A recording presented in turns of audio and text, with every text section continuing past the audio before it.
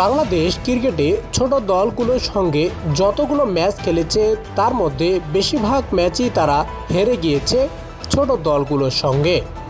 চলুন এবার দেখে নেওয়া যাক টি-20তে ছোট দলগুলোর বিপক্ষে বাংলাদেশের জয় ও হারের পাল্লা।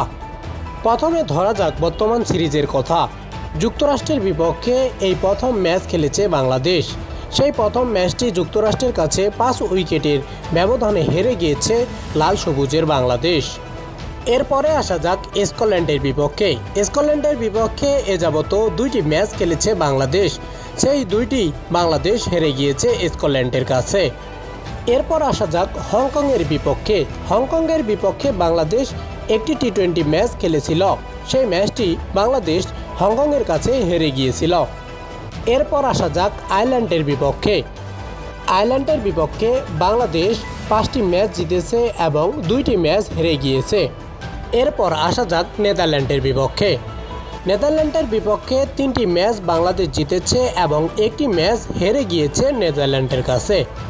এরপর আসা যাক আফগানিস্তানের বিপক্ষে। আফগানিস্তানের বিপক্ষে বাংলাদেশের জয় 5টি এবং হারের সংখ্যা 6টি। এরপর আসা যাক জিম্বাবুয়ের বিপক্ষে। জিম্বাবুয়ের বিপক্ষে বাংলাদেশের জয় 17টি এবং হারের সংখ্যা 8টি।